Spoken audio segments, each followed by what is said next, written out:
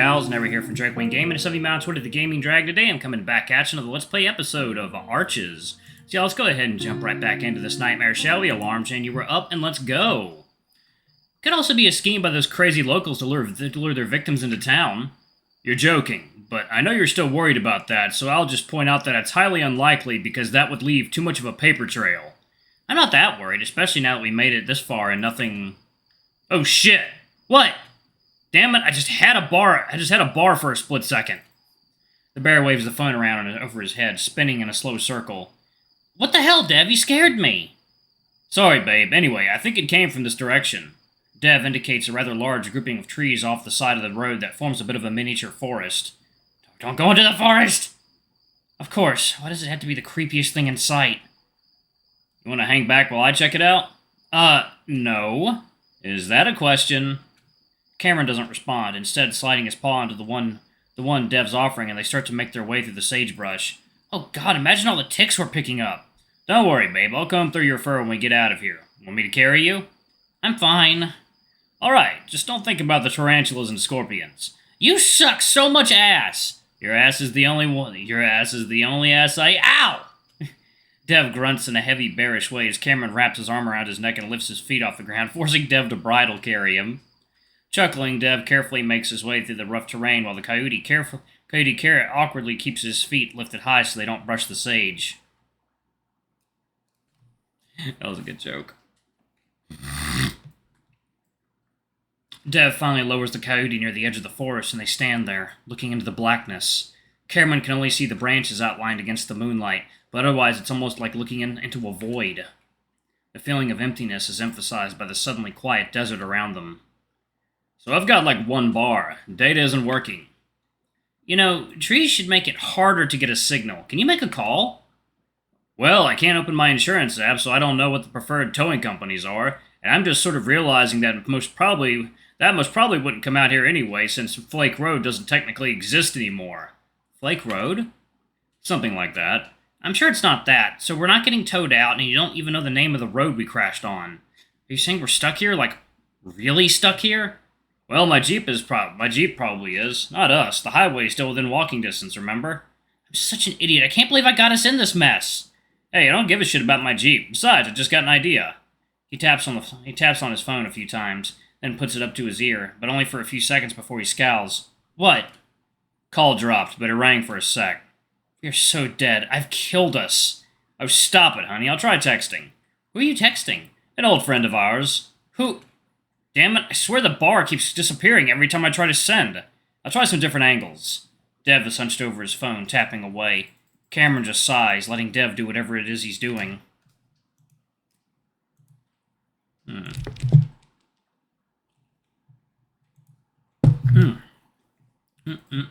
Good coffee. Okay. Despite the bear's attempts to placate him, the coyote knows that they both know that this is his fault. Why don't you just tell me what a stupid, idiot piece of shit I am? Cameron doesn't want to admit it, even in his mind, but one thing he liked about Dylan was that he didn't sugarcoat things for the coyote. He'd tell him when he was an idiot, either with words or fists. The coyote turns his attention back to the forest, staring into the dark. Dev doesn't know anything about him and Dylan, and Cameron sure as hell isn't ever going to tell him. Especially that sometimes he was the one to swing first. He always lost, but the few hits he'd land always felt worth it. That would be a real treat for you, Dev. Not only is your boyfriend crazy, he's violent, too. Does he even know you at all? A chill goes up Cameron's spine. That didn't feel like his own thoughts, even though it came from inside his head. Cameron moves closer to Devon, rubbing his arms. Oh, just send, damn it! Devon? Just a sec, hon. A few already went through, though. Just gotta confirm some things with him. The void seems to get bigger. But even though he wants to look away, Cameron can't. He knows he's sensing again, even though he isn't meaning to. Uh-oh. Well, that's not good. I don't know what it was, but that's what really bothers me about it. I think I could handle something like a ghost, but not something like that. So it was just me and my wife, taking a walk through the old forest like we always did, and then, I don't know, I just got this weird feeling and everything went real quiet. Then this voice started, a man's voice, but it was kinda eerie, like it wasn't real. Hard to explain, but it was like it was an electronic thing. A machine. It started yelling at us in this sort of playful way, like it was making fun of us or taunting us. Said things like the devil walks beside you and I'm taking you to hell. Weird crap like that. It was coming from the tops of the trees, and you could kind of hear it, go up and down and come closer, like it was swinging through the branches. And yeah, it scared us because it didn't make sense. The voice where it was coming from, what it was saying, none of it made sense, and that's the scary part. So we ran, and then it said some nasty things about my wife, so I picked her up and ran as fast as I could. Later she told me she saw it over my shoulder in the trees. Had a hard time explaining it, which I understood because I can't explain it at all, but she said it was a shadow person that was moving through the branches. She said light bent in a weird way around its body, like it was encased in a glass globe or something. She hasn't said much else about it. She doesn't like talking about it, neither do I. I'm only telling you because I feel like there needs to be a record of it somewhere. It just feels wrong to go out of this life without, letting people know that unexplainable stuff happens to a lot of people, and hope we figure out why. And this might not be important, but I had dreams afterwards where I'd be in that forest, and the shadow creature would come prowling out into the open, and then sounds would come from where its mouth would be, and I'd hear a young man screaming for help, all distorted like it was recorded on a tape, and there'd be this high-pitched laughter. Shit! Ah! Did you hear that? That laugh? Yeah, it sounded like a drunk dude kind of far away. You screaming is what made me scream.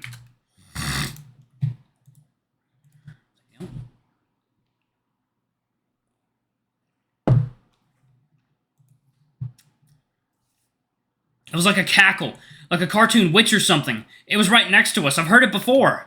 Well, I wouldn't say it was like a witch. It's kind of high-pitched, I guess. But again, it was pretty distant. Oh, God. I think we should go. Why? I think it's just a little drunk hick or something. I'm almost done messaging Artie. Something bangs like a screen door swinging closed and not very far away. Who's that squealing? Yet you, Duke? Got me 12 gauge right here that'll make you squeal twice as loud if you're snooping around my property again. Dev's voice drops to a whisper. Holy shit. Then before Cam can fully absorb exactly what's happening, Dev is pulling him along, running full tilt through the sagebrush toward the road, back toward Lake Emma.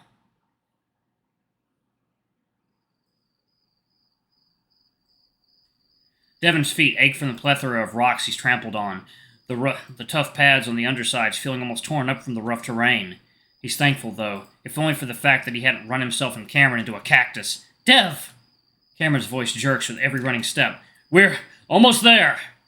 Dev huffs and puffs for air, now aware that he's a bit more out of shape than he realized. He hadn't run in earnest for at least a few years. Dev, we're out of the town! The bear slows down now that his Jeep is stuck in sight.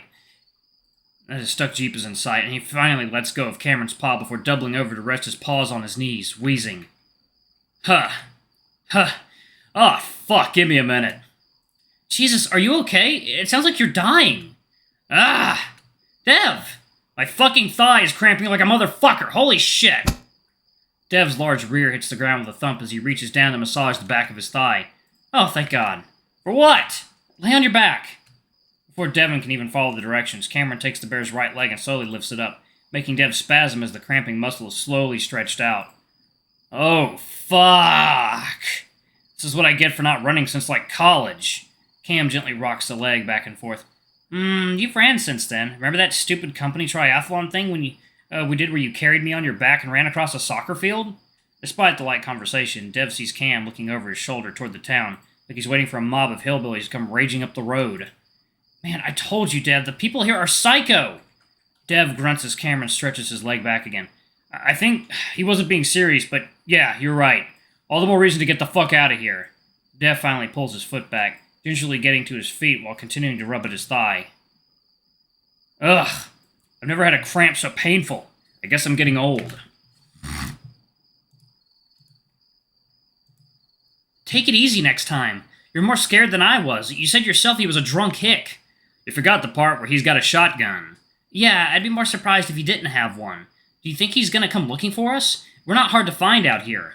Sounded like you thought you were some other hick. I think we're fine.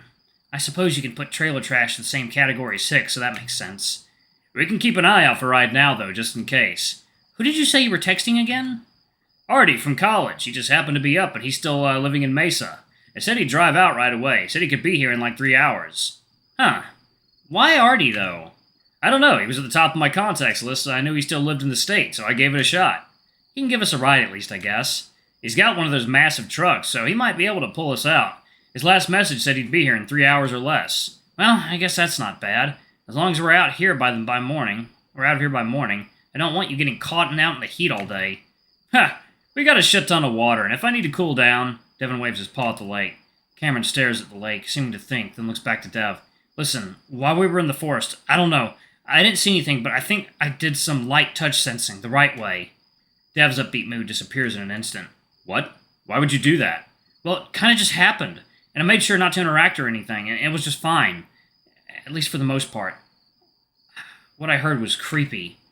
Okay, well, now I'm gonna tell you to be careful again, because I don't want a repeat of what happened in the motel. Well, like I said, I couldn't exactly help it. Anyway, you do know about a shadow person in that forest that spoke with a distorted electronic voice? Devon is caught off guard. He knows Cameron is trying to take the focus off the fact that he's still messing around with the supernatural in a dangerously supernatural place. But he also knows exactly what Cameron is referring to. The chapter in Haunted Echo entitled Entities of Static described exactly that. In the thick of trying to figure out whom to call, he hadn't realized that was the forest. Dev's surprise must be pretty obvious as Cameron grins. No way, am I right? Cameron's sudden joyous reaction surprises the bear. Well, yeah, you're right. Can you believe this? Sorry, I don't know why I'm so happy. It's just, there's a fucking reason for me being the way I am. I can't deny it anymore. It's hard to explain, but that kind of changes my entire life. Cam's bottom lip trembles with emotion, and Dev shakes off his feelings of unease, drawing him into a hug. Come here. I know what you mean, baby. Well, I don't personally know, but I've wanted you to feel that way for a long time. I'm really happy. For you. I feel like I could do something. I don't know, maybe even help people with this. Cameron's voice is muffled against Dev's chest. Oh, sure, of course. Let's just, let's find a better place than here, okay? Dev nuzzles Cameron reassuringly, but the coyote doesn't answer. And even though that bothers the bear, he doesn't press the issue, just wanting Cameron to feel happy for now. Second, y'all. Coffee time. Well, it's morning, at least. Cameron sits in the trunk of the Jeep, legs hanging out over the edge, dangling toward the ground that's further away than usual due to the tilt. Meanwhile, he fiddles with his old acoustic guitar that had been stashed in the Jeep for at least a year, tuning it slowly. He hadn't even remembered it was there until he'd folded down the seats for a place to try and sleep. He last played it at Devon's parents' house because they wanted to hear him perform. He just left it there in the Jeep afterwards. He hadn't had a reason to play it since. The rest of the night or early morning really hadn't been terrible. Dev was easily comfortable. The hard surface not all that different from his side of the mattress, which was rock hard compared to Cameron's much squishier foam. He had tossed and turned until Dev finally pulled him in to lay his head on the bear's stomach, the soft, warm surface enough to lull Cameron into a dozing state of consciousness while Dev snored loudly. He'd gotten used to the snoring after all these years, and now found it comforting rather than annoying. It was a good night, considering the circumstances. Dev had been unsure about sleeping in the tilted Jeep at all because it gave him a bad feeling. He also had a bad feeling about Cameron going back to the motel with him, so he just left him here alone while the bear gathered up the rest of their stuff. 5 hours had passed since Artie texted Devon, so the bear had been getting antsy about that as well. Alright, I'm actually going to pause it right there. Thank you all so much for watching. Don't forget to like, comment, subscribe, ring that notification bell, and check out our Patreon if you can. It always helps. Before I go, I'm going to have a quick shout out to our lovely bronze tier patrons. Thank you all for all I do for the channel. We greatly appreciate your support. Thank you to our silver tier patron, Cade Silver. Thank you going above and beyond. It's greatly appreciated. Thanks to our 3 gold tier patrons, Zach, Zeke, Toby, and Blue Wolf Alpha. Y'all are awesome. We love you. Thank you for subbing to Ultimate Tier. Anyway, if y'all want to get your names in the credits, get access to all of our on-safe for work contents as little as $5. Alrighty, I love you all, and I'll see y'all in the next video. Bye-bye!